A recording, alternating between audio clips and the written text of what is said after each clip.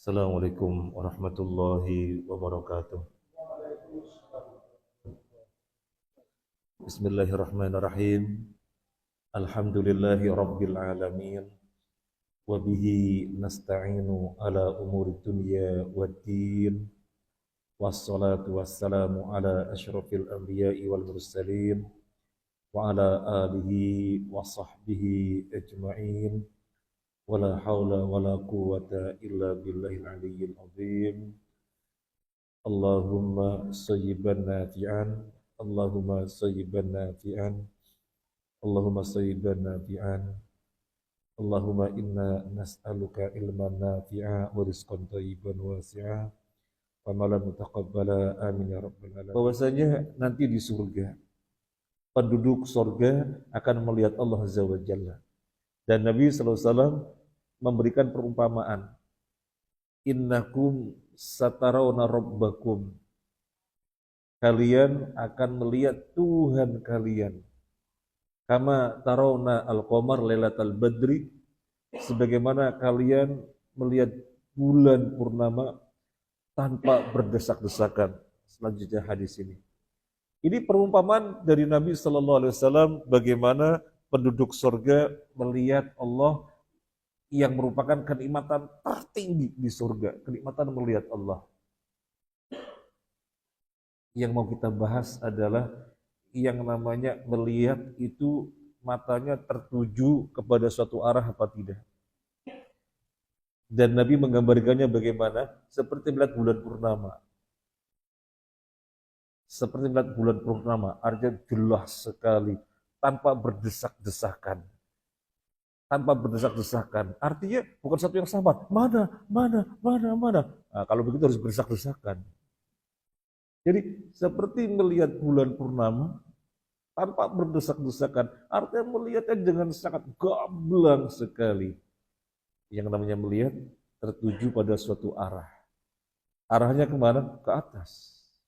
Sebagaimana Nabi kasih perumpamaan melihat bulan purnama, melihat ke atas. Jadi di mana Allah? Allah di atas.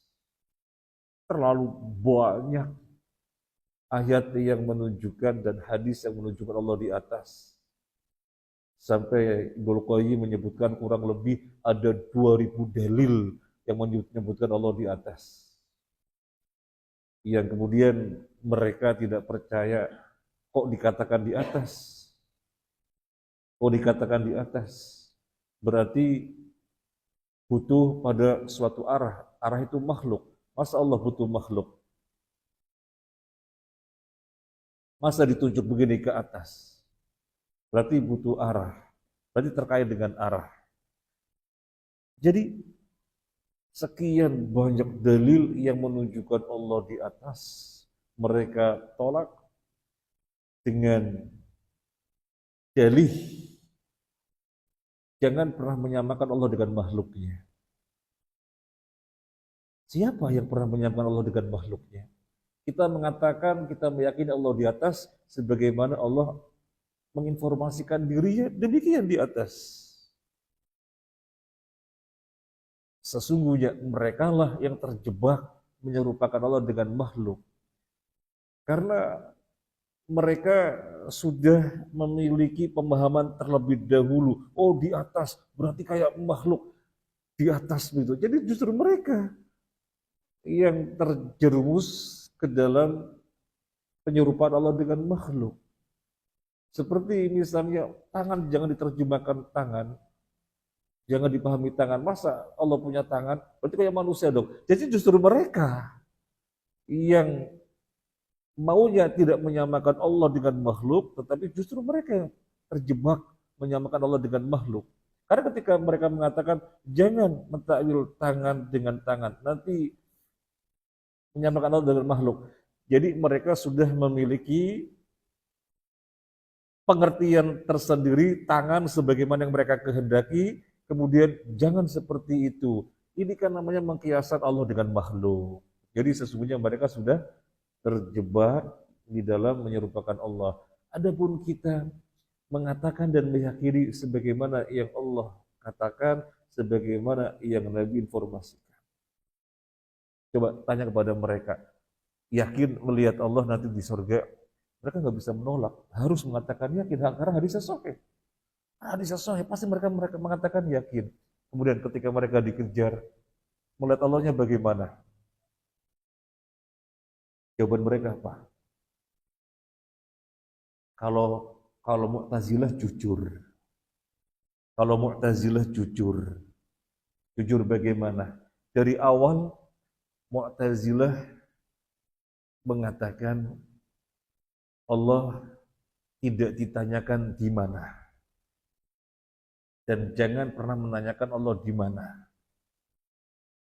Allah tidak di atas, tidak di mana-mana, tapi Allah ada di mana-mana. Ketika disampaikan kepada Mu'tazilah, bagaimana tentang hadis melihat Allah? Mereka tidak percaya penghuni surga nanti melihat Allah. Artinya jujur dengan konsep yang dibangun dari awal bahwasanya Allah tidak di atas. Kemudian ketika dihadapkan pada hadis tentang penghuni surga yang melihat Allah dan Nabi umpamakan seperti melihat bulan purnama, mereka nggak bisa menjawab. Akhirnya harus komitmen agar sesuai dengan konsep awal, nggak melihat Allah di surga. Akhirnya menyelisih hadis itu sendiri. Orang Asy'ariyah bingung.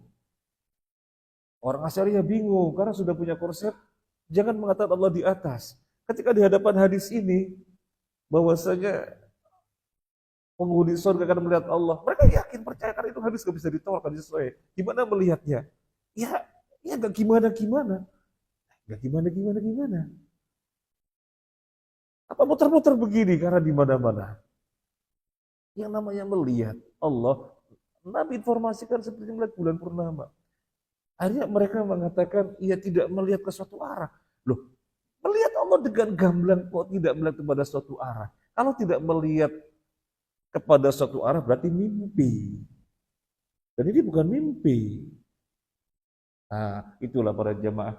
Jadi, suatu akidah ketika dipahami semata-mata dengan penalarannya, tidak dipahami sebagaimana para sahabat memahami, sebagaimana Nabi telah jelaskan, yang diambil oleh para sahabat sebagai ilmu, akhirnya mereka membuat kontradiksi pada konsep-konsep mereka sendiri. Itu akibatnya.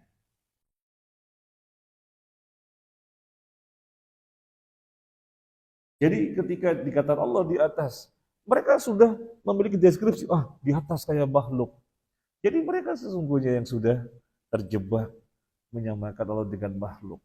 Gak mungkin mengkiaskan Allah dengan makhluk. Tidak mungkin. Ini namanya al-qiyas al-farik.